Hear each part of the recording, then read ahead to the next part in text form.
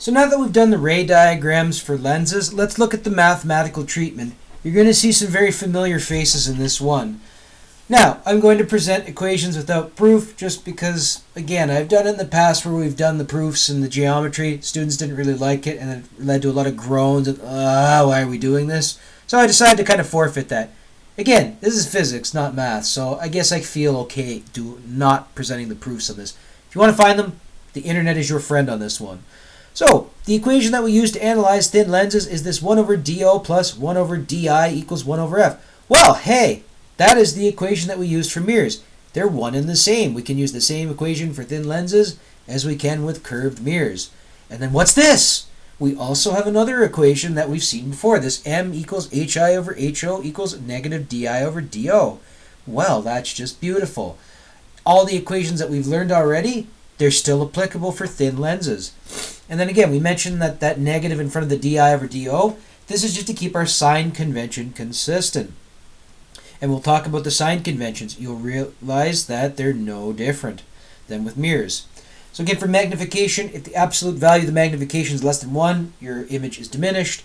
If the absolute value of the magnification is equal to exactly 1, your image is of the same size. And if the absolute value of the magnification is greater than 1, you have an enlarged image. So this is no change from mirrors. So no change from mirrors. This is good. We like things to be consistent or staying the same. So with the mirror equation, as with the mirror equation, we had sign conventions. We got the same thing for lenses. So let's just go through them really quickly. So all distances, they're going to be measured relative to the optical center of the lens. Important to know. And as we've mentioned, positive distances are used for real objects and real images. All objects are going to be real. Real images are going to be formed on the opposite side of the lens relative to the object. So this has not changed from mirrors. We use positive distances for anything real. We're doing the same for lenses. And then, of course, negative distances are for virtual images. Virtual images being on the same side of the object, or same side of the lens as the object. So that hasn't changed. Positive image and object heights are upwards relative to the principal axis. Negative image and object heights are downward relative to the principal axis. This is also not changed. So everything 2 through 5, there is no change from mirrors. So this is good. The rules that you learned already still apply here. The only thing with the distance measured to the optical center of the lens, that's a lens specific thing. The last thing has to deal with the focal length. Well, kind of similar to mirrors. So converging lenses, they have a positive focal length, whereas diverging lenses, the ones that spread out the rays, they're going to have a negative focal length. So when we put, and again, on an exam, they're not going to give you the focal length as a negative. They might say this diverging lens has a focal length of 1 centimeter. When you're doing the math, though, you have to put in that negative 1 centimeter. It's not going to do that for you, and that, again, is a common trick. So for terminology, as I've mentioned, this is something that the diploma is really strict on. We use the terms concave and convex for curved mirrors. Converging and diverging, we use them for thin lenses. In other applications, you'll see like people talking about a converging mirror or, a convex lens. We're going to try to be explicit with the terminology here. Like we're going to kind of keep concave and convex for mirrors. We're going to keep converging and diverging for thin lenses. So let's look at a couple applications of this. So we have a glowing 8 centimeter tall object, and it's placed 14 centimeters in front of a converging lens. The focal length is 6 centimeters. We want to find the magnification of this lens. So again, with all of the lens stuff and the mirror stuff, I certainly recommend writing out a variable list. Now we have a converging lens, so we know the focal length is positive. So we have an 8 centimeter tall object. So we know that the object, or the height of the object, is 8 centimeters, and it's placed 14 centimeters in front of a converging lens. So we know that DO is going to be 14 centimeters. So the focal length, it's 6 centimeters. We want to find the magnification of the lens. Well, to find the magnification of the lens, we have HI over HO equals negative DI over DO. Now, I do know HO and I do know DO. I don't know HI, nor do I know DI. But what I can easily get is I can easily get from the thin lens equation, I can get di, because we have that relationship of 1 over di plus 1 over do equals 1 over f. So we're not actually going to consider the heights. So this HO equals 8 centimeters, it's actually distracting information. So we're not going to use this piece here. We're just going to say that the magnification is negative di over do. Now the objective here, though, is we need to find what is di. So we're going to find di. And we know that 1 over do plus 1 over di, we know that this is 1 over the focal length. So again, before we isolate for di, let's get for 1 over di by itself. So we're going to subtract this 1 over do from both sides. So I'm going to get 1 over di is 1 over f minus 1 over do. So we can calculate the inverse of the image distance. So this is going to be 1 over our focal length of 6 centimeters minus 1 over our object distance, which is 14 centimeters. So this is going to give me the inverse of the image distance. And if I carefully put that in the calculator, I'm going to get about 0.09524, just taking some extra sig digs, inverse centimeters. But this is 1 over di. So to get di, I have to do 1 over this. Or if you want to really shortcut it, hit the inverse button on your calculator. It's going to be that one that looks like this x to the minus 1. So we're just going to invert that number, and we're going to get about 10.5 centimeters. And I'll deal with sig digs at the end.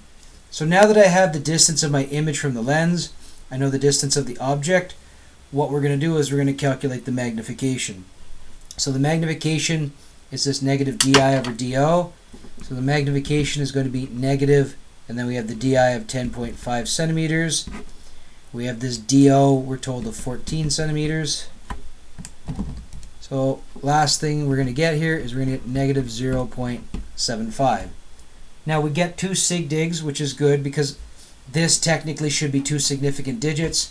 So we have 2 divided by 3, so we have a 2 significant digit number. So we get the magnification of this is about negative 0.75.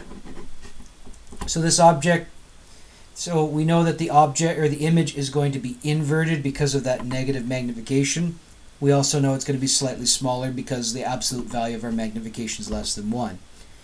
Now, we always like to throw in one of those diploma examples, so a good multiple choice. And this is a really good question. I usually like to ask something like this to my students too, and it gets them because they don't pay attention to the wording. So we have to be really careful. Highlight the important bits. So in an investigation, a group of students, they're going to measure an object to be 10 centimeters tall. So they're going to place this object 3.2 centimeters in front of a thin lens. So the students, they're unable to locate a real focused image. So they draw a ray diagram and notice that the focused virtual image forms on the same side of the lens as the object and is 1.3 times larger than the object. Alright, so we have a virtual image, certainly important to know. So we want to know what the type of lens we have and the focal length of that lens. So before we get to that, let's list what we have. So the object is 10 centimeters tall. We know that HO is going to be 10 centimeters. So they place it 3.2 centimeters in front of a lens. So we know that DO is 3.2 centimeters. And yeah, all we notice is that this object is 1.3 times larger. So the magnification is going to be 1.3. That's all we know. Alright, let's see what we can do with this one now. So what can we actually infer from all this? Well, if I want to find the type of lens and I want to type the focal length, well, those two are going to go hand in hand, because if we know the sign of the focal length, we can figure out what type of lens, and then of course we need the focal length anyways.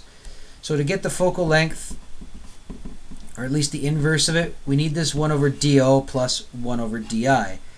Well, I'm given DO, but I don't know DI. Once again though, I can relate DI, DO, and the magnification, because I know that the magnification is negative DI over DO. So we also know that DI is just going to be the negative of MDO, and we can calculate this. So we have this negative, we have this 1.3 times, Then we have this 3.2 centimeters. So this is going to give us the distance, image distance of negative 4.16 centimeters. Now I want to stop here for a second before we continue on. We're told that the image is virtual. Let's actually make sure that our numbers are at least confirming that.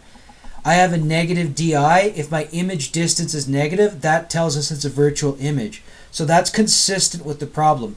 A lot of times students will forget that negative, so they would get a positive number for di. But a positive di tells you you'd have a real image, but the question tells you you don't have a real image. So make sure that the numbers you get are consistent with the wording in the problem. So now that we know di, we can plug that in for 1 over f. We can plug that in here to find 1 over the focal length. So do we know is 3.2 centimeters. Then we're going to have that negative 4.16 centimeters. So again, that's really important that that negative goes in there. Otherwise, you're going to have a whole heap of trouble on this one.